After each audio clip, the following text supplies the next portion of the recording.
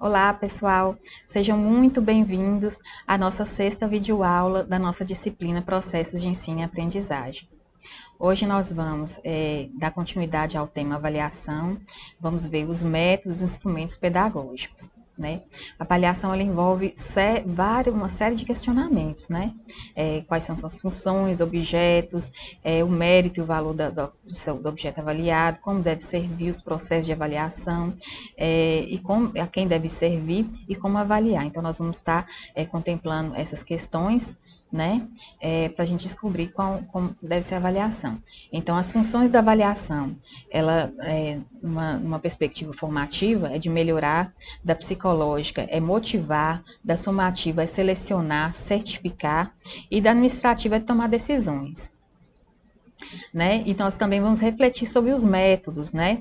Segundo Nevo, no atual estado da arte, talvez seja um sinal de sabedoria não declarar um alinhamento nem das metodologias quantitativas científicas somativas ou das qualitativas naturalistas descritivas, né?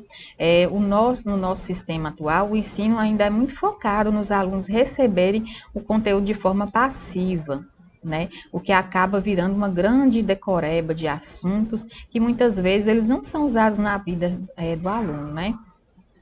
E dessa forma surgem metodologias ativas para mudar essa perspectiva de ensinar centrada no professor, para uma perspectiva de aprender, né? Centrada no aluno. Então, quais são os objetos da avaliação? O professor, aluno, técnicos, aula, plano de aula, programa da disciplina, currículo e curso. Então, deve ter um alinhamento, né, interligação entre esses objetos de avaliação. E na avaliação superior, nós temos os tipos de avaliação da instituição, do curso, do estudante. E quem deve fazer essa avaliação? Deve ser pessoas com competência em métodos de mensuração de investigação, compreensão de contexto da substância de objeto de avaliação, habilidade em relações humanas, integridade pessoal, objetividade, características relacionadas à autoridade organizacional, né, da instituição e responsabilidade. Bem, os critérios, os instrumentos e critérios da avaliação sugerem que a avaliação ela é necessária, né? É preciso, é fundamental, né? Hoje temos que superar a mera cobrança de conteúdos memorizados, né? Que não expressam o que o aluno aprendeu de fato. Então, a avaliação ela é um momento privilegiado de estudo e não um acerto de contas, né? O professor punitivo. E quais seriam esses equívocos da avaliação? Nós temos aí, dentre muitos, né, uma exploração exagerada da memorização, a falta de parâmetros para correção, a utilização de palavras de comando sem precisão e nem sentido de contexto, né?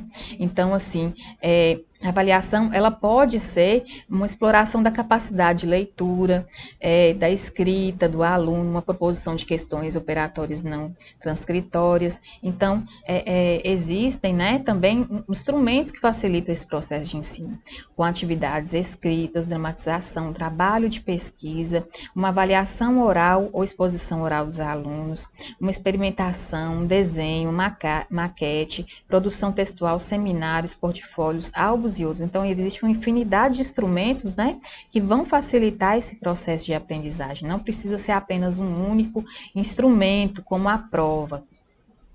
Então, como elaborar os instrumentos e critérios, estabelecer os critérios?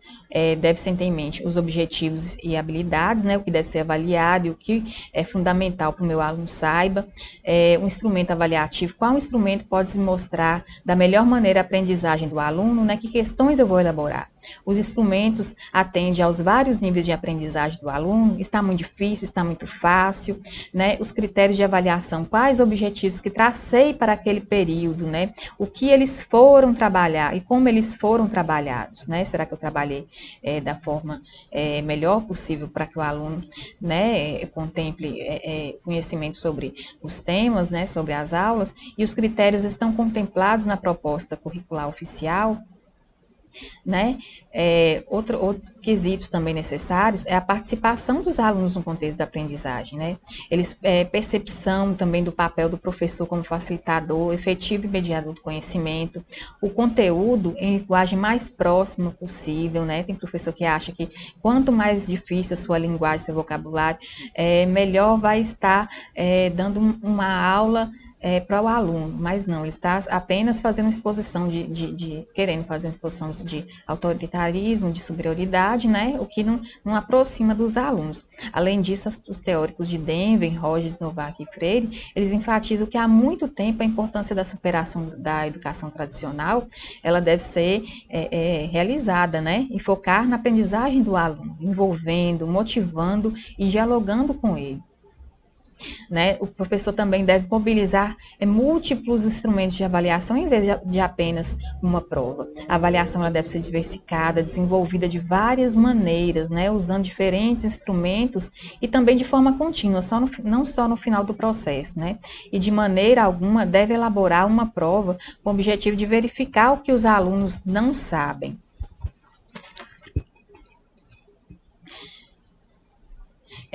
Deve promover também a autoavaliação, em vez da avaliação ser feita apenas pelo professor.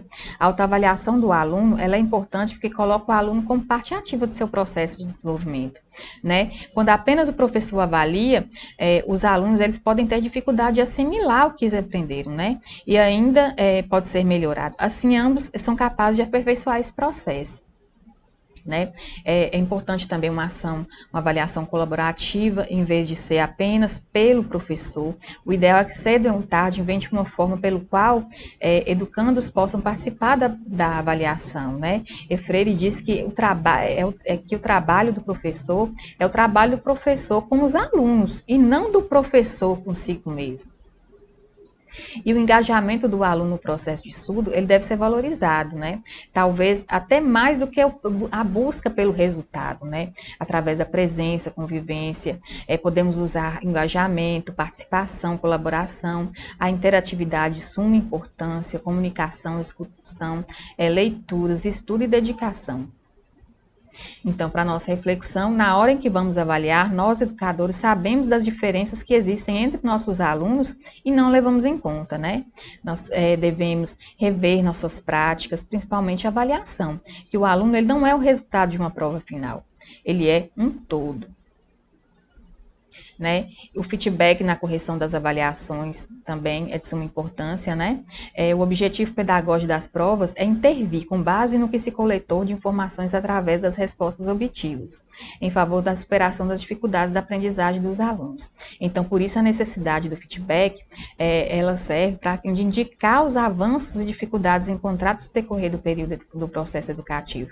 Então, para isso, é necessário reformular o trabalho, revisar, dar novos encaminhamentos, novas intervenções para a promoção da aprendizagem, né? E nós vamos refletir também sobre o foco na nota. A relação entre sujeitos, professor e aluno, ela passa a ser uma relação entre coisas e notas, né? Lucchesi nos diz que mais do que isso, as notas se tornaram divindade adorada tanto pelo professor como pelos alunos. Então, o professor adora quando são baixas, por mostrar sua lisura, numa prova de graça, eu sou durão, por mostrar o seu poder. Não aprova qualquer aluno de qualquer jeito. Então, o aluno, por outro lado, né, está à procura do santo grau, que santo grau seria a nota. Né? Será que meus alunos eles estão aprendendo? O que eu posso fazer para ajudá-los mais? Né? Essa deve ser a nossa reflexão, né, quanto à aprendizagem, quanto à avaliação. Então, como considerações finais, é necessário refletir sobre a avaliação, em que a escola, educadores, repensem estratégias adotadas na sala de aula, com foco no aperfeiçoamento, no aumento do desempenho e desenvolvimento das habilidades dos discentes, né? Abandonando o caráter punitivo da avaliação tradicional, que culpa o aluno pelo fracasso e não busca as melhorias. Né? Vale lembrar que é um processo de mudança gradual e os benefícios são grandes demais para os alunos e para a escola, além do papel importante para a educação, especialmente no Brasil, né? Onde o setor precisa de transformações substanciais.